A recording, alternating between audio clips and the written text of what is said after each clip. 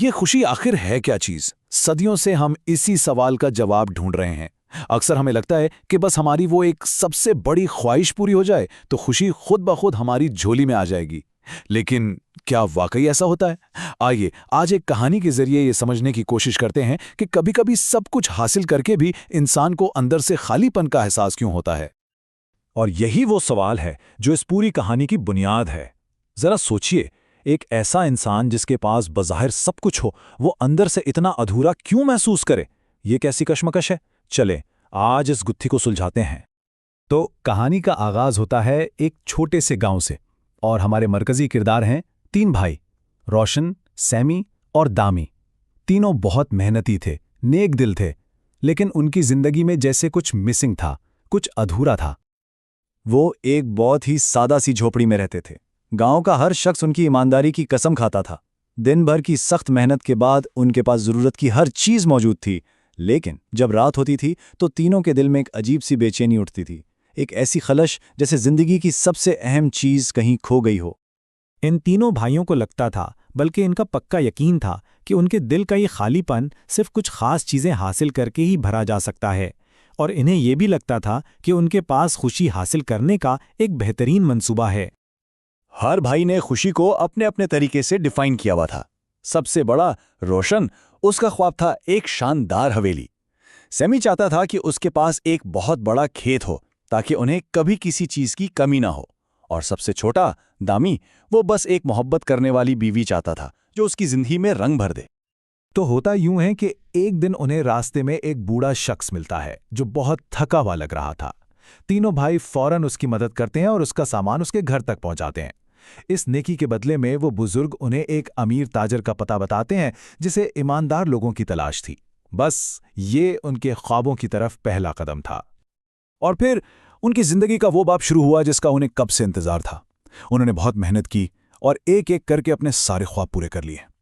लेकिन जिस खुशी की उन्हें उम्मीद थी वो कहीं दूर दूर तक नजर नहीं आई, बल्कि उसकी जगह एक जानी पहचानी मायूसी ने ले ली। सबसे पहले बारी आई रोशन की। इसने इतनी दौलत कमाई कि अपने ख्वाबों की वो शानदार हवेली तामीर कर ली। शुरू में तो ऐसा लगा जैसे हर दिन एक जश्न हो, हर तरफ खुशियां ही खुशियां थीं। लेकिन कहानी में ट्विस्ट यहीं से आता है। कुछ ही अरसे बाद रोशन को वो बड़ा घर काटने को दौड़ने लगा। वो खुद को इस आलीशान हवेली में बिल्कुल अकेला महसूस करता, यानी जिस ख्वाब को उसने खुशी का जरिया समझा था वही उसकी तन्हाई की सबसे बड़ी वजह बन गया। अच्छा, अब आते हैं दूसरे भाई सैमी की तरफ। इसने भी हिम्मत नहीं हारी और अपना ख्वाब सच कर दिखाया। उसे एक बहुत बड़ा और जरखेज खेत मिल गया जिस पर हर तरफ फसलें लहलहा रही थीं। मगर यह ख्वाब भी एक बोझ साबित हुआ।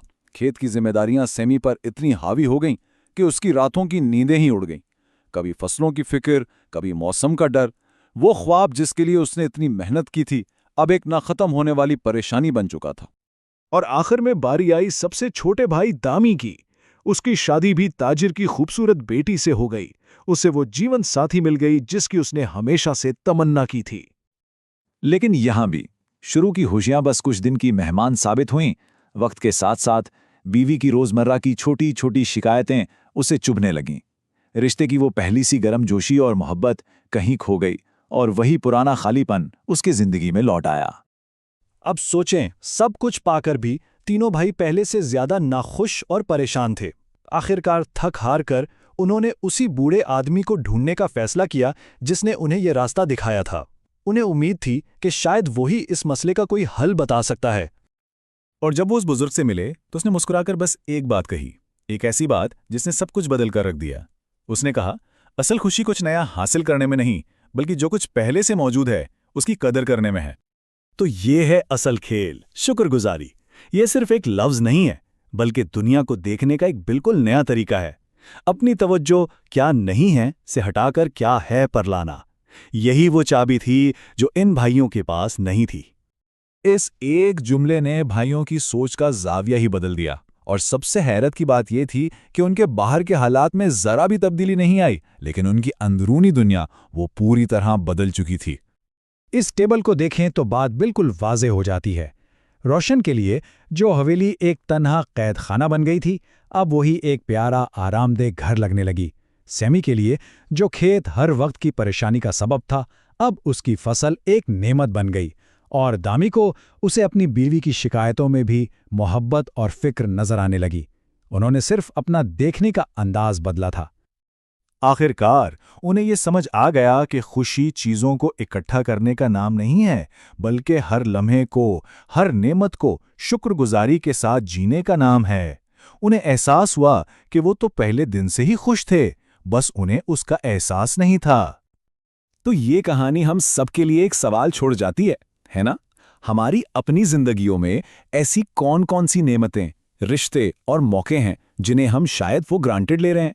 वो क्या चीज़ है जो सिर्फ हमारी तवज्जो और शुक्रगुजारी की मुंतज़िर है ताकि वो हमारी जिंदगी में हकीकी खुशी ला सके?